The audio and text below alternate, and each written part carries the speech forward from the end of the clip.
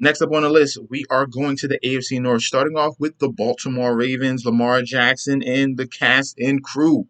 Let's get into it.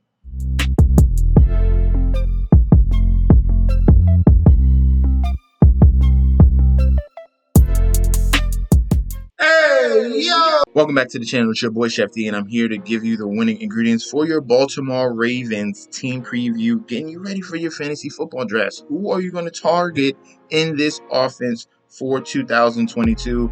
Before we get into that, don't forget to like, comment, and subscribe to the channel. Follow me on Instagram and Twitter at MessageSD. Don't forget about TikTok at Chef_D91. We're doing the record predictions on there. More fantasy football advice is going to come up on there as soon as I get finished through all the record predictions as well. And don't forget about the Patreon if you want more DFS, betting, and fantasy football advice. The rankings are coming up this weekend. All right. I did say I was going to be up Saturday.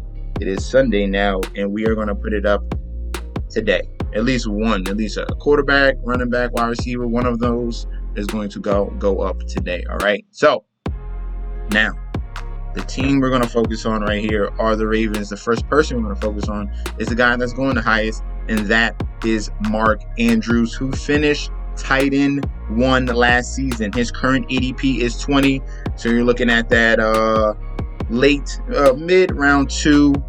Sometimes he falls a little bit to that round 3 range, and he was absolutely outstanding for the Baltimore Ravens last year. If we're looking at the numbers, 2021, 154 targets, 107 receptions, 1,300 yards, and 9 TDs, okay? All right, do you think he can replicate this? All right, what we're looking at in this offense is they try to go with a more balanced offense, okay? They wanted to match the passing with the rushing because they were a rushing dominant team. They try to boost up the passing. That's why we saw big numbers from Mark Andrews and we saw big numbers for Marquis Brown. Now, Marquis Brown is gone, and usually when you see that, you think Mark Andrews' targets will go up. But what you don't know is they are trying to scale things back. They're trying to scale things back. As you saw, Lamar Jackson was pass heavy in that beginning half of the season, and that's when he struggled with the fantasy production. And then at the end of the second half of the season, before he got injured, he started to be the old Lamar Jackson, okay? So what they're going to do now, they already put it out in reports, they're going back to the 2019, all right? They're going to be more run heavy, okay? More run heavy in 2022. They think that worked better, and it did. So we could get a top tier Lamar this year, all right? So if we're looking at 2019, look at those numbers: 98 targets, 64 receptions, 852 yards, and 10 TDs. All right. So what we're going to need out of Mark Andrews to be super efficient from that TD production. All right. In that year, he finished tight end number 5. So if we're looking at the current ADP, he is not a value. I don't think he's going to be the number 1 tight end this year. All right. Some people might not agree with that, but I'm going with what the reports are telling me, and I'm going with what the Ravens are saying and what they believe Lamar Jackson can bring to them. Because also at the same time, they are discussing contract. Okay. He's trying to make sure that he's making the right decision. All right. They took his number 1 wide receiver away. They want to go what's working. They're going to go with more of run-oriented offense. And the last time that happened, Mark Andrews was tight end number 5. So we're just going to bump him down just a little bit. If Mark Andrews falls into that late 3rd, early 4th round range, then we can go Mark Andrews. He becomes an absolute steal, and it's understandable. All right. I don't think he's going to be worth taking him in round 2 this season. Okay. So definitely simmer expectations for Mark Andrews. All right. Number 2 on our list will be Lamar Jackson himself. And I just bigged up Lamar Jackson. We're gonna take him to another level, right? ADP 50 is an absolute steal. If they're talking about bringing the 2019 season Lamar Jackson back, going with more run-centric, we're all in. All hands on deck. He could be number 1 QB yet again. He finished QB 15 last year. Only played 12 games, okay? In that year, in 2021, he was going to eclipse his previous passing records and attempts. All right, but they are flipping the script on us. If we look at 2019 season of Lamar Jackson, 3,000 passing yards. He had his career high in completion percentage. He had a career high in yards per attempt, because what that rushing ability does, it opens things up for when he does decide to throw that ball. And we had 1,200 rushing yards and 36 touchdowns, number 1 in fantasy points per game. This can definitely happen in year 5 for Lamar Jackson if we're going back to the old formula. All right, I believe that they're going to follow through with that. We got the contract discussions. Lamar Jackson's going to get what he's won, especially after they did what they did of taking his number 1 wide receiver away. So we have a decline in weapons. So what they're going to do is go back to that running game, and we're going to get to that very soon. So we're going to be all in. Go get Lamar Jackson. Number 3 on the list, we are going to go to the wide receiver core here for the Baltimore Ravens. And the first guy we got is Rashad Bateman. All right. So let me show you some proof of what they're really talking about here for these Baltimore Ravens. Okay. We're going to go over to Roto World. And the report is right here. The Athletic Jeff Zebrick believes the Ravens are banking on their 2019 offensive recipe, okay? They are gearing up. After the more balanced offense of 2001, they are gearing up for a return to a massively run-heavy approach in 2022. And you can definitely believe that because of the personnel that they currently have. Now, that gets me to Rashad Bateman. Yes, he is comparable to Stephon Diggs. He has great route running ability. But I'm here. I'm teeter-totter right now with Rashad Bateman. I do love the prospects of him. I do love the opportunity that he's going to get, but this is not a pass-first offense.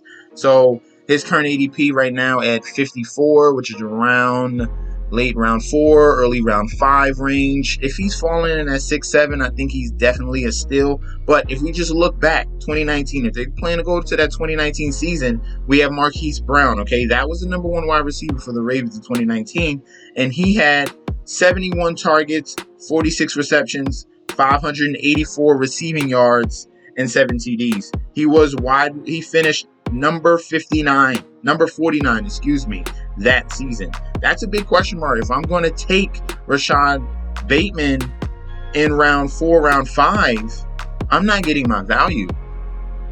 Mind you, Lamar Jackson threw 36 touchdowns this year. He spread the ball all around. That's why they have so many tight ends. The rotation of running backs, he was throwing to them. He was throwing to every wide receiver that he has. It wasn't one key guy. So we're hoping Rashad Bateman literally becomes that solidified number 2 option, because the number 1 option was Mark Andrews, and he saw a decline that year. So you're going to see a decline from him from tight end 1 to whatever it is going to be this year. And then we need Rashad Bateman to become a top tier wide receiver talent, winning on his 101s. But we do have to think about that they're going to be more run-centric for 2022. So I'm going to simmer down on Rashad Bateman for this year. Hopefully he falls in round 6 or round 7. That's when he becomes a value. So simmer down on Bateman, simmer down on Mark Andrews. Unless we see something different in that preseason, this is going to be more run-centric, okay? All right, so we're up on Lamar and a little bit down on these pass catchers. Next up is going to be the running back group. Now, we have a lot of question marks here for the Baltimore Ravens. Now, they did say they want to go back to that 2019-centric running offense, okay? So, who's going to be the number 1 guy? Because in 2019, Mark Ingram was that number guy in that run-centric offense, and he finished RB10. So, this is very, very crucial that we really get down to the nitty-gritty and figure out which one of these guys are going to be that number 1 running back. Now, the big question here is who is healthy? We have J.K. Dobbins and we have Gus Edwards, who literally had the same exact injury in 2021, okay? Dobbins was able to play. No, he wasn't able to play. Both of these guys missed 2021 season, and they are not ready. They are not ready, and they already have came out and they said if they are ready by week 1. If, and that's a big if, because they already missed voluntary OTAs, and they are on schedule not to make week 1. And when they do come back, they are going to be limited, okay? Both of them. They have the same exact injury. This is a major injury, ACL tears for running backs. All right. That's J.K. Dobbins and Gus Edwards. So who's next in line to get work on this team? It's going to be their 6th-round pick in 2022, Tyler Beatty. He's going undrafted. Watching tape on this guy, they picked the correct guy for this offense. They already knew going into this draft. All right, let's get someone in college that ran a lot of RPO. All right, a big RPO offense in Missouri. That's what Tyler Beatty did. And to pair him with Lamar Jackson, that is a perfect combination. He's best comparable to Giovanni Bernard, and we know how good he is in the passing game. This guy is making 1 cuts and taking it to the house. He's coming out, taking RB screens. He's taking it to the house. Tyler Beatty could be a super sleeper in 2022. If I'm choosing one of these guys as a trio of J.K. Dobbins, of Gus Edwards, coming off big torn ACL injuries, okay, and they're not going to be ready, we're going with Tyler Beatty, all right? Definitely go get this guy. Fade, go get. All right. Before we end it, we do have to go over the honorable mentions, all right? So Mike Davis is going to be the next running back if we're looking at the depth chart with Dobbins, Gus Edwards.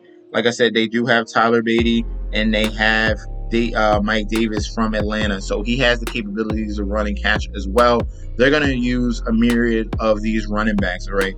The goal is to try to get the exact right one. I'd rather go with the younger guy than what we have in Mike Davis, who's a slow runner, plodding runner, almost 30 years old. So I'm going to lean more to him. If we're looking at the other wide receivers, it's Devin Duvernay, it's James Prochet. It is very ugly, and this is going to be a run-first offense. We're going to stay away from those, all right, okay? There's going to be other offenses that we can target. They're wide receiver 2, wide receiver 3, and even wide receiver 4, okay? Especially if we're looking at guys in the AFC West. All right, so thank you guys for tuning in. Don't forget to like, comment, and subscribe to the channel. Follow me on Instagram and Twitter at MessageSD, and I'll be back with another video very soon. All right, peace out.